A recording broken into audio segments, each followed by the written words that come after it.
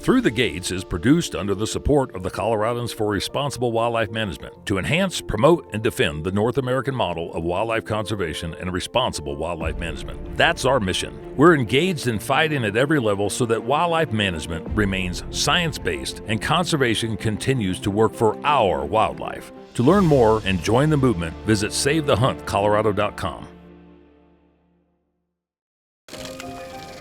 The North American model of wildlife conservation is the greatest conservation model in the world. It's a success story that should be shared and celebrated because everybody is a part of it. So we're here again at the Mile High Hunt and Fish Expo at the Gaylord Convention Center, Denver, Colorado, early April 2025. We're trying to give some updates with some of our supporters, vendors, and friends. And we've got Luke Cox with Hunt, Lift, Eat. We're at his booth, and we're trying to run some of the gamut of what's happening on the landscape that everybody's having to deal with. But Luke, we appreciate you taking the time and having a conversation with us. And give us a little bit of introduction, background about what Hunt, Lift, Eat is, and kind of explain where you started, maybe your personal life, where you're at, and where you guys are trying to go. Yeah, absolutely. And Dan, I just want to say thank you, one, for the opportunity to sit down and chat. We've had you on our podcast, so it's really awesome to come, speak with you here at the Mile High. But really, thank you for what you've done for Colorado, for sportsmen and women. You've been on the forefront of the fight against, the antis and the preservation of our lifestyle. And that means the absolute world to me. And, we, in our small little way, tried to support as much as we could. But I really appreciate that. So thank you. No, thank you very much. Appreciate it. But a little bit about the company and myself. I started this back in 2019, sewing patches on hats in a spare bedroom in my house. I was active duty Army at the time. I wanted to learn a little bit about business. I never really thought it would take off and turn into this, where we're on the show circuit and we're talking with great people and, kind of plugging into the industry. So it just snowballed while I was on active duty to the point to where my wife and I sat down and we made the decision that this was a real thing and we were going to go ahead and move on out of that chapter. So May of last year, I went and transitioned out of the Army to jump into this full time. You and I met actually at the Western Hunt Fest with Guy DePlanche. Yeah, yes, sir. Absolutely. Yeah, that's a great organization they've got over there too. They do a lot of fun things in the 3D world. But yeah, that was down in Colorado, and I was stationed at Fort Carson for my last. I was there for three or 4 years. I tried to transition out there, and they sent me down to Louisiana for my last year. Go figure. So left the family in Colorado, got out of the Army, and moved back in with the family. And then we decided to go ahead and to move locations up to Wyoming. But what Hunt, Lift, Eat's all about is it's where hunting and fitness comes together. I realized through my personal experiences and the stressors and issues with the Army and the mental health crisis that a lot of that can be curbed through a relationship with the outdoors, paying attention to your physical fitness, and definitely hunting. I think that immersion in the outdoors does wonders. I know when I would go hunt in between deployments or coming back from training rotations or anything, it was a reset for me, and I wanted to spread that message. I wanted to build a community around that, and so that led us from just selling T-shirts into our overall community that's behind Hunt, Lift, Eat, which is our team member program. And we've got a nationwide network of folks that are into hunting and fishing and this lifestyle in all walks of life. Some folks that have grown up in it, some folks that have joined our community because they want to learn about it and have some mentorship. And that's been really incredible to see. And it's kind of taken on a life of its own. And that's been awesome. Like the T-shirts and the shorts and the hats, that's all the window dressing, but the community is really the core to what we do. And our three ethos are community, craft, and conservation. So we believe everybody needs a tribe. You need to have people around you that push you forward in your personal growth, your growth within hunting and your skill sets, and in the craft. We want to teach each other, learn. I don't know everything. I'm the least qualified of anybody in this organization to do anything. So we want to pull people in, and we can all learn from each other. And then the conservation side, we try to, with volunteer hours and with the time we have or the dollars we do have, we try to give back to organizations, and a CRWM being one of them. And that's something we're really looking forward to as we take this next stage in Wyoming. We have a larger facility. I've been running this out of my basement for the last 6 years. Now we have an actual warehouse. We can grow what we're doing, hopefully make a little more money, become a little more profitable, so we can really give back on a bigger scale. So that's kind of the down and dirty of what HLE is all about. How long were you in Colorado Springs? 5 years total, with about 9-12 months down in Louisiana, but I bounced back and forth a lot. So well, not trying to get too much into the political side Yeah. of things. The straw that broke the camel's back for you to decide I can't be here in Colorado anymore. I need to go somewhere else to fulfill my dreams. What was that? There wasn't any one thing. I think it was just the accumulation of effects. When we first moved to Colorado, we actually had planned to stay in Colorado and build the business there. We're living up by Divide or somewhere? We have a cabin out, in Florissant, and really like that area. It's too small. We grew our family while we were there, but we were going to look to maybe live over, just off the Front Range on the backside. I love that area, but it really came down to one, the amount of people. I grew up in a small town. My wife did as well, so we wanted to live someplace smaller, which Divide would offer that. But the politics within the state itself. Being a business owner and seeing the writing on the wall, while we're still going to support, we're still going to fight. I don't think that fight is over, and I don't think we've lost. But I didn't want to be setting down these hard roots and then in 10 years being like, man, we got to move. I guess this is the cheapest it's ever going to be for us to move our company, and I just didn't want to do that down the road. So we moved up to Laramie. We're 25 minutes across the border to northern Colorado, so we still come down here a lot. We recreate down here. We have a lot of connections and a network, and we still want to support the fight in Colorado, but we want to do it from a place that's more aligned with our value system as a state and more aligned with our value system, in the local community. Laramie is a small town. It's been a really good fit for us. Well, and I think there's a lot of people here in Colorado that would probably like to say that they turn around and you could just pack their stuff up and go somewhere else.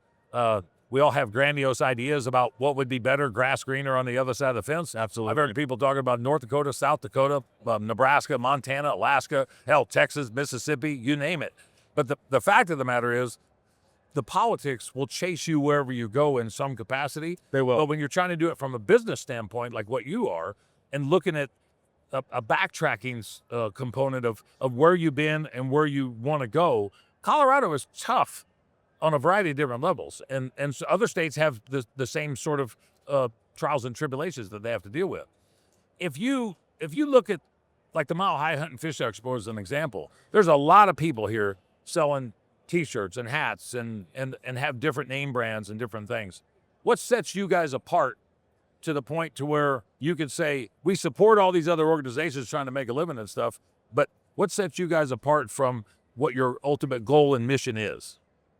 I think it really comes down to the community aspects. Like, it's more than a brand; it's a lifestyle. The name came about because that was literally the three things that I did at the time. I like to hunt, I like to lift, and I like to eat. And that took off. And people saw that, and they either walk past or they're like, "This defines my life," and they walk in the booth or they stop on the website and they purchase something. And so we built. We don't have the largest following in the industry. We don't have the largest podcast listenership, but it's a really cult-like, tight-knit community of people that want to push themselves. They want to grow. And when you have that core nucleus, what I've learned, it's a great platform to spread the messages, like, having you on, right, of these things, and we've had supporters from, Pennsylvania, Tennessee, Georgia, that were, donating whatever they could to CRWM from our small community. And I think that's really what it comes into is, it's the community aspect. It's more than T-shirts. Like I said before, T-shirts are just the window dressing. Right. It's just the face of the brand. It's a conduit to get you kind of where you want to go. Somebody sees a $30 T-shirt, they like the design, but they learn more about what we're doing. And that's what's been really rewarding to me. If this was just T-shirts, I would have quit long ago. I have no passion for apparel. It's not my thing. I never wanted to. I was setting our booth up yesterday, and I go through all the T-shirts that we've got, which to the fundraising side.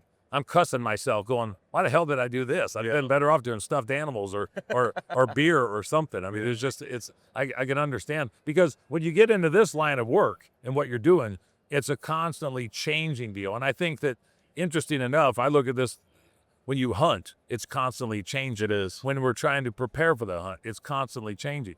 Doing this whole landscape of what we're having to do is constantly changing because somebody else is trying to change and get the return on investment as well.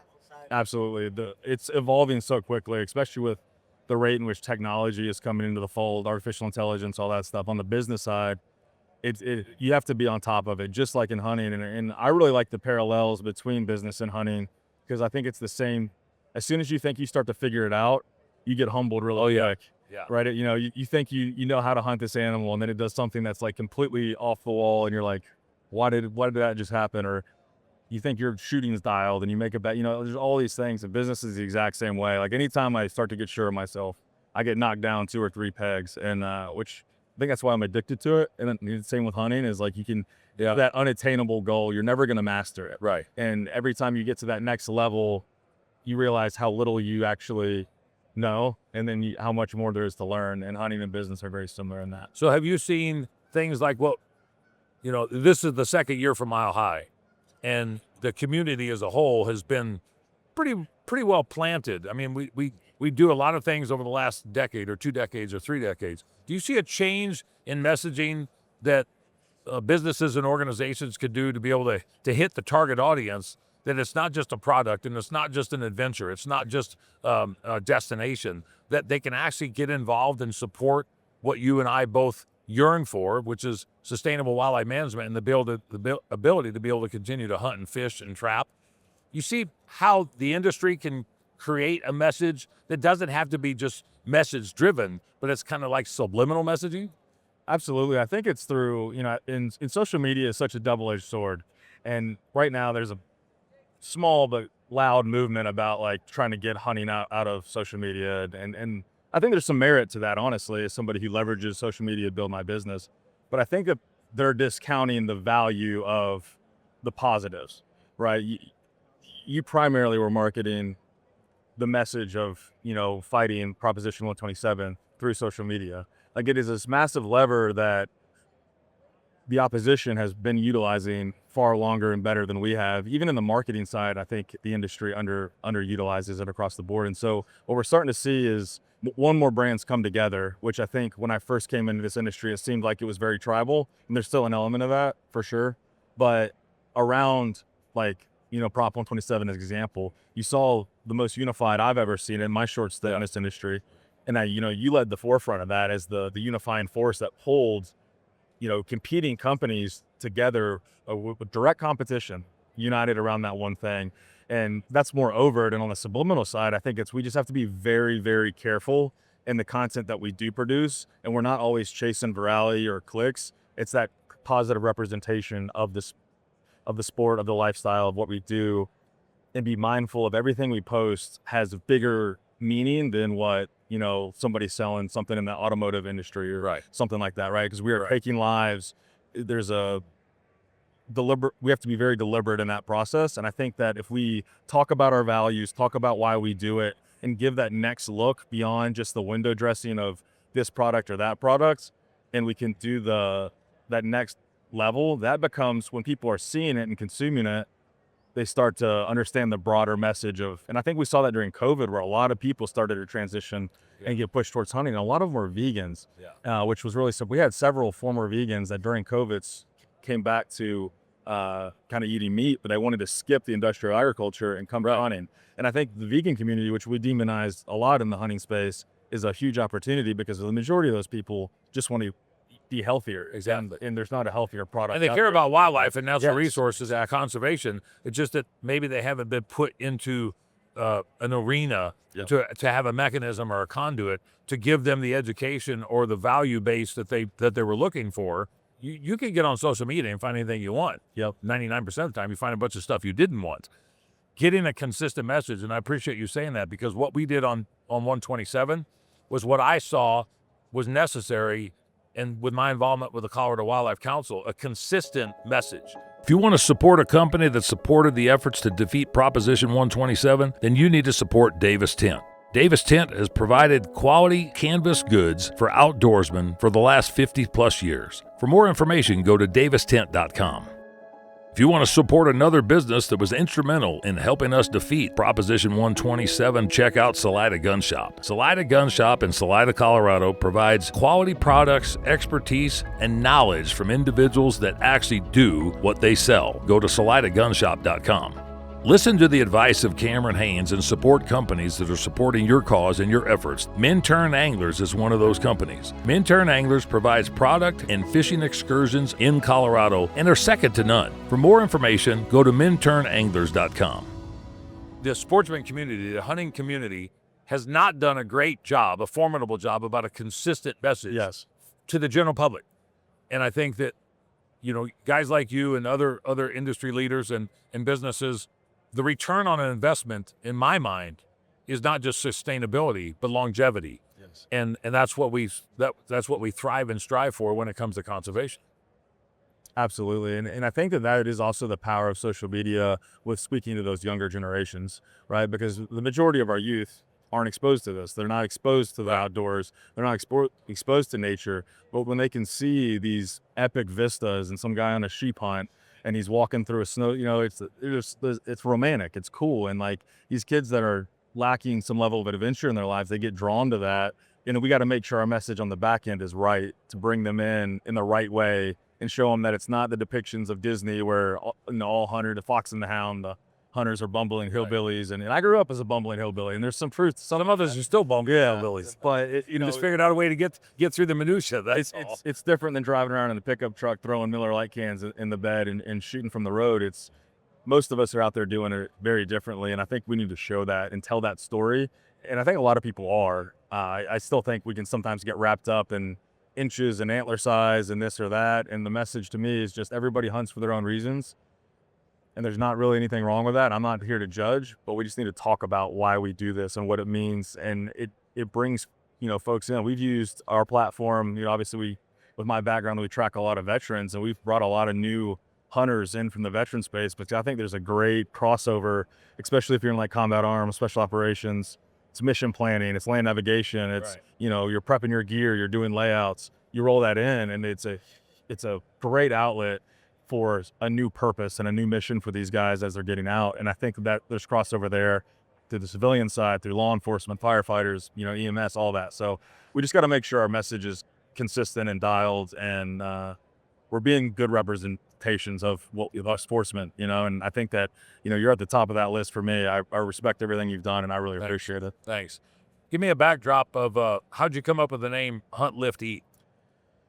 Yeah, so I started, I came back from Afghanistan. I missed the hunting season when I was in my first deployment in Afghanistan, my second deployment, sorry, and whole season. And I was just like, and I started watching Meat Eater, and growing up in the East, public land isn't a big thing. I was fortunate enough to have some family land, and so that pushed me into hunting a lot more because I realized there's all these public land opportunities. So I started hunting public. I picked up a bow for the first time. Really dove full bore, and like a lot of young guys, I was like, oh, I can make some social media stuff, and maybe I'll get some free products, because this hunting thing's expensive, And the three things that I did was I like to hunt, I like to lift, and I like to eat, and that's what I did the content around. And that was, well, everybody likes to eat. Exactly. That's what I tell folks. 1 out of 3 is not bad. So that's what became my personal kind of brand. And then I was making content for a bunch of other companies, doing the affiliate ambassador thing. And I didn't like that model, which is why when we started our community, it's a community. It's not just an affiliate program or ambassadorship. So I decided it would be easier for me to just start my own company, which is not true at all. That was 24, 25-year-old me. Somebody comes out of the military, taking direction or orders from somebody, and then start your own business, and then having to give directions in order. That's got to be a transition in itself. It is. I was an officer, so like I got out as so you're an order giver there. I did do an element of that, but you have a better support system, right? I had reliable NCOs, and I've built that team since. But when it's all on you, it was definitely it was fun when I was sewing patches on hats, and I was doing like 1 or 2 a week, and then it was like 25 a week, and I was like, man, I got a lot to sew. And then it became so much. I was like, we got to get some manufacturing, and then figuring that world out. And I was a history major. I barely graduated college, so like zero background in business. I had to learn all this on the fly. Still learning every day. So it's been a ride, but it's been and the people you got working for you and helping you, they come from your military background, your hunting background, or you just find them on the street corner, or what? A little bit of all of it. So like my COO, Charlie, he's based out of Washington State. He works remote, and he does it on the side. He's got a full-time job, but him and I were stationed at Fort Polk in Louisiana together. Dan, who's here working the booth, he's our full-time guy in Laramie. He actually joined the team as a team member, and we met at a show. He came to help as a volunteer. It's actually Western Hunt Fest. And he was up in Northern Colorado, so he moved up to Laramie with me, and he was doing some stuff on the side, and was like, hey man, just come in full time. And so yeah,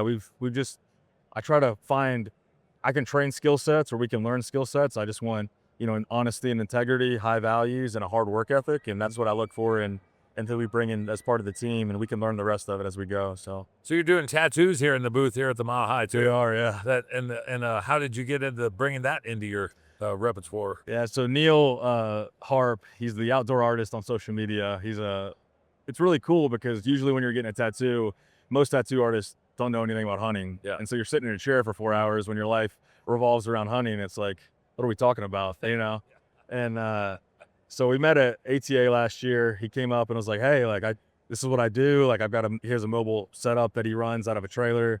He did a 3D archery shoot with us in Georgia last year and did some work for me. And we just talked hunting the whole time. And I was like, hey, man, let's figure this out. So he came to our booth in Great American in Pennsylvania for 9 days. And that was a lot of fun. So we flew him out here to Denver for this show. And we're planning a lot of collaboration and stuff. So you're doing big shows. We are. Yeah, we big shows. Last year we did 27 expos and 3D events across the country. We scaled that way back this year. We kind of cherry picked our 3 expos that we wanted to do, and then we're gonna do one 3D shoot and then outdoorsman days with you guys this summer. Great. It'd be great to have you guys down there. We're excited. It's our 3rd year on outdoorsman days. That's August 8th and 9th, and just to get you guys involved in that, the national brands to provide local enthusiasm and representation I think is part of the core of building a consistent message. Absolutely. To where people see that you and I work together, and maybe somebody else works with somebody else, that they work with us. Pretty soon you have that network, that cross-pollination that I talk about often. The animal rights extremists, have a good network of that, but it's so well funded that they don't have to have the volunteer base like what we do. Mm-hmm. I joke about this, but I mean, how many animal rights extremist conventions or expos have you ever seen? No, they don't do it for the cause. They don't do it for the avocation. They're doing it to take away everything that one of us stand behind. We're our own army. And you coming from a military background, I think you could probably see that better than most. Absolutely. Yeah, and that was my frustration early on. We'd go to different events, and I won't say anything, by name, but like some of these organizations their mission is kind of conservation and bettering it. It becomes a bit of an ego thing where we're talking about the animals that were killed or this or that, and I just think that the message, we've got too much going on to pat ourselves on the back because we killed big elk this year. We can do that amongst, each other and in camp, and but when we have the opportunity where we have a captured audience, when everybody's in the same room, whether it's 100 people or if it's 5,000 people, that's where we got to talk about the big stuff. And we got to talk about these, because you're right, they are so much better organized than we are. Yeah. I think we're getting better. And I think across the board, with beating Prop 127, I would have never said it out loud, but I was pretty concerned, after the wolf thing. I wanted to be very positive when we talked. And you're like, boy, do you think this is worth it? Think we can do any good with this? And I'm like, oh yeah, rah, go for it. Sure. And you probably thought I was, talking out of another orifice or something, because most people, when we started that campaign, they were under the impression that it was a losing effort. Yes. We heard that over and over and over. Some of that because of Colorado. Yeah. Some of that because of the politics. What we were able to do was turn around and build it up to a point to where we provided some enthusiasm with some people, and then they started saying, well, maybe this isn't a done deal. And then when we won, they were like, oh yeah, now what are we doing next? Well, that's kind of where we're at now, is the rebuilding mode. But I said this earlier this morning when we were talking to the RMEF guys, that when Tom Brady won 7 Super Bowls over 13 years or whatever the heck it was, people hated him. We've just won one thing in Colorado with 2 other ballot initiatives on Ordinance 308 and 309. But the antis disliked us before. They hate us now. Yep. And they're going to come back in full force. And I just appreciate, businesses like yours and individuals like you willing to turn around and help carry the torch and create a message that's consistent, like what we talked about earlier. It's so important. And that's what I love. Like we were talking, it was right before it went up. I'm not don't know all the politics behind it all, but I was like, so I was asking you, because I just kind of wanted to see what was in your head for the strategy. And you started to outline, you were already looking those, 2, 3, 4, 5 steps ahead. And I love that, because I think that as an industry, a lot of times we look this far in front of our face. It's what we've got to be looking deep, and we got to be thinking like, okay, if we win, if we lose, what are our branch plans? What are our contingencies? What are we doing? All right, now we already have that laid, so we just know, and we're gonna have to change it on the fly, but at least we know the direction and have that azimuth, and then we can start building momentum. And that's what we're seeing now is because we won that, everybody's like, this fight isn't over. Right. We can win this. And I think it's even politically in Colorado, Yes. people are realizing like, it seems when you're here, especially on the Front Range, because it becomes this echo chamber of, the alternative politics, we'll call it. I think it can be discouraging, but when you realize the state as a whole and the number of people that sit out both politically and on these, ballot initiatives, think like you and I, if we can activate those folks, give them hope that like, yeah, it's worth showing up to the polls because we can win. And I think the Wolf thing was the first because it was so close. Right. And I think people were like, oh man, maybe I should have gotten involved. Maybe I should have voted. And then we built that, very small. All of us did combine, though. I just happened to be the only of the front of the line. 127. And now I think we continue that groundswell. And who knows, maybe the governorship will change. We can only hope. I wouldn't bet any money on that. We know he's out in January of 27 after the election in 26. We know that other individuals are going to run, Republican and Democrats.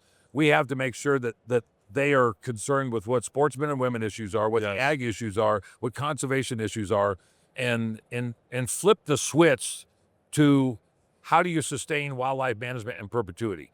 And I think messages like what you've been able to create, organizations like what we've got, and then making sure that we create those conduits, that network, that spider web, to make sure that we're all on the same page. And if I see something, and I've been good enough to do it, if I see something I don't necessarily agree with what somebody's doing, I'm not trying to change their business model. I'm just saying, look, that's not good for what we've been successful on. Maybe you should look at things different. I'm not trying to turn around and change your scope of things, but you're doing the same thing by the positive message that you kick out on your swag and on your stuff that you promote. It's not degrading, it's not eroding, it's enthusiastic, it's opportunistic, and it's got some flavor to it.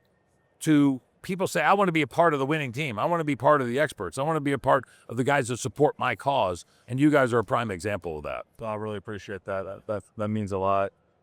And I think with that messaging and the unification, what we got to really do now too is seize this and bring in the other industries. Yeah. Like the Second Amendment, obviously there's a lot of gun companies here that are hunting, but like the tactical side and like they just really showed their hand with what he just signed yesterday, and that's pissing a lot of people off. And so we've got to really, and I say this as somebody who left Colorado. I'm not from here, so I didn't have any loyalty. I've moved 37 times in my life. But I do think that like it's still important. And this is Colorado, this is what people have to understand, that if you're not in Colorado, if Colorado falls, it's the number one destination hunt in America, correct me if I'm wrong, for non-residents to come. If Colorado starts to erode and drop, it's going to have a cascading effect. And I talked to people about Wyoming in this. There's like 500,000-600,000 people in the whole state. It would not take a big population surge to flip that state. Nope. Right. And so we've got to get ahead of it, and we've got to continue to fortify in the states that we think are secure, and not rest on our laurels. In these battleground states, everybody has to come together across the nation to support, because that's what the antis have. They're getting people from Massachusetts and Connecticut and New York dumping money into all these other states. And so we've got to really, really counter that by coming together nationwide in every state. And there's not any fight that's too small. Like you talk about it all the time. It doesn't matter if it's trapping. It doesn't matter if it's snipe hunting. Like whether you do it or ever plan to do it, they just want to erode at the easy stuff. And we've got to dial in and prevent that across the board. Your travels that you've done over the course of the last year, have you seen people reach out to you about what was happening in Colorado, or the victories in Colorado, or the tumultuous landscape in Colorado? I have, especially within our community, a lot of people were really interested, and it was really promising to me to hear how interested they were. And that's what we'd always say is when we talk to them, whether it was on our calls behind the scenes or on the podcast, it's like, if you ever hunt in Colorado, if you ever want to hunt in Colorado, if you ever think about hunting in Colorado, if you ever want your kids to have the opportunity to hunt in Colorado, you have to get involved, right? It's that cascading effect. And I do think that there was a a lot of support from outside. I mean, you can tell me better. I mean, how much from the other states outside of Colorado were you guys seeing? Well, I mean, the money side of it, you look at 82% of all money generated was from non-residents or out of state. Yeah. You know, the antis talked about just during the campaign that it was dark money, outside of state dark money. Well, all their money came to initiate this from out of state. The difference being is, and I want people to understand, the people that put money into our cause had a vested interest in our cause because they hunt here, they recreate here, they own property here, they own businesses here, they know people here. The antis were just coming in a large scale because they wanted to stop what was going on here, but it was going to affect hundreds of thousands of people that actually participate and pursue what we were trying to fight for. And, you know, you look at mountain lions, for instance, 19% success rate. Elk hunting is between 9 and 11% success rate. There's a hell of a lot of people out there paying into the system so other people can enjoy wildlife or have the opportunity to pursue wildlife, let alone just knowing that it's there. If you want to watch wildlife, fine. But the reason you have what you have is because those people that are buying licenses are propagating the species conservation and the management of those animals, that they get a chance to enjoy it. Organizations, businesses, entities, and individuals have started to see the light. And, you know, when I was on your podcast, and it was on twice? Twice. So that was 84 other podcasts that I was on besides your two. To see the consistent messaging that came out of that translates into what I believe is successful business. What I believe is mentoring. What I believe is messaging and being able to create this mechanism for the constant message, like what we talked about. I try to watch the industry a lot, and what I noticed was it created a pressure where it forced businesses that were, they didn't jump in on the forefront because so many other businesses got around it, especially some of the bigger ones like, you know, Meat Eater. And once that started to happen and it started to snowball, it kind of forced a lot of other ones that maybe they wouldn't have to go ahead and jump on board because it created this space where it's like, are you going to be quiet about this? Or are you going to, like, it kind of forced that hard line in the sand of like, yeah, we support this. Yeah. And I think that that's good because I understand like some businesses are just more conservative and they kind of just don't want to get caught up in hard line stuff or this or that. That's not how we run our business. I'm very blunt. I say whatever I feel and think, but I get it from a business standpoint to try to not rock the boat. But I think that was really good because it made a lot of folks have to draw a line and say, hey, we're going to stand behind this and support it. Because if people are questioning, like, why aren't you doing this? Why aren't you doing this? And that's where, like, as a consumer, like if you a product in a company, you know, and you think that they should be standing by this based on their ethos, don't be afraid to tell them. Like, especially these companies that are bigger, that are owned by outside equity interests from big, you know, overseas conglomerates, right? Like they don't think about it as much. And so like you can, as a consumer, you have a big voice. And so force them to get involved in that because there's Cameron Haynes said it best, one of his podcasts, and he said, if companies, this was last year, if companies aren't talking about 127, then you're not dealing with the right company. Yes. And I honestly believe that was the microcosm of a changing shift in where industry decided they needed to help draw the line. Maybe not in the concrete, but draw the line to the point to where it was a valued effort. And if you could provide keys and pieces of the puzzle to a winning effort, then it only helped build momentum for future efforts. Because it's not going to stop. I mean, look at all the stuff that's going on, not just in Colorado, but in the West. Arizona Game and Fish Commission meeting is today, talking about doing the exact same thing that we had to fight, banning use of hounds, banning the use of GPS tracking devices, and it's hounds down there on everything, dogs and everything. That's upland birds. That's what we talked about here when people said, oh, but it only means this. No, you could see the writing on the wall, the same language, the same reference. And to get companies like Hunt, Lift, Eat to be part of the conversation, to get Meat Eater, to get Cameron Haynes, to get Joe Rogan talking about us like they did on several different podcasts. Those are things that you can't buy, but to be honest with you shouldn't have to buy it. People should be talking about the message of conservation and responsible wildlife management. And I just got to say, I mean, Luke, what you guys were willing to jump into and hang your hat on the hook that somebody else actually put on the wall is a a valiant and gallant effort to sustain this stuff in perpetuity. Well, I appreciate that, and it's important, and I appreciate you. Like, I understand the personal sacrifice that you had to take. You know, we've had conversations behind the scenes on some of the stuff that you went through and the negative attention. I think you got a lot of positive attention within our little space, but in broad, and like, that's not lost on me, and I appreciate it. Like, that really does. Like, you put yourself out there in a way. I don't know you as well as I, will hope to long term, but just the time we've spent together, I don't think that that's that natural for you to get up there in front of the camera as much as you have. Yeah. And I know what that takes, and it's a huge personal sacrifice. And thank you. I mean, we all, as sportsmen and women across the United States and North America, we owe you honestly a lot, because you've changed the landscape of the industry by bringing all this together, and then bringing, like, even the nonprofits. Like, there's so much infighting. That's something I've had to learn.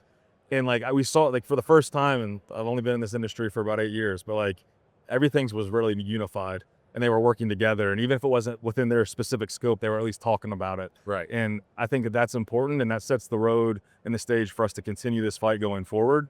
And yeah, I mean, you laid the groundwork. I mean, almost single-handedly. I know you had a great team, but without you as in your leadership, we wouldn't be where we're at. And well, I say it often. Even adult penny will shine up every once in a while, so I appreciate it. But it's still worth a penny. That's all it is. It's okay. It's a penny. We really need it. Well, hopefully it's a lucky one and not a two-headed one. So, kind of closing remarks. What do you want people to know about your mission, your efforts moving forward, and either how they can participate in supporting you and your efforts, or is there something that you think that they ought to be able to pay attention to as a community as a whole? A couple of things. I think everything starts with us as individuals, right? Like, if we're not taking care of ourselves, then we can't help anybody else. We got to put our oxygen mask on first. So I think the biggest thing, and I'm not a good representation right now. I've been bleeding out to move this business. And so, like, I haven't been leading by example, but you got to take care of yourself, your mental health, your physical health. You can't bleed out for your family. You can't bleed out for your industry. You can't bleed out for, you've got to take care of yourself. So surround yourself with good quality people. Find that tribe, whether it's within your church community, within your local community, your archery range, whatever your passion is. Find a community of people that make you better and hold you accountable. I think that's the first thing. And I think from there, it's taking care of your physical fitness, your mental health, getting out in the outdoors, and all those things are linked. Paying attention to what we're putting into our bodies. And once we get that taken care of, we can do anything. And then I really think on the sportsman side is, like, we got to unify, stay together, and realize that the fight's not over because we won 127. Like you just said, Arizona, I mean, Washington, Oregon, was all over the place. Was it Jersey with Bears? Like, it's Maine's got a deal. Idaho's got a deal. Exactly. It's going to be everywhere. And like, no state is safe. Like, I'm in Wyoming now, and folks in Wyoming think we're safe. We're not.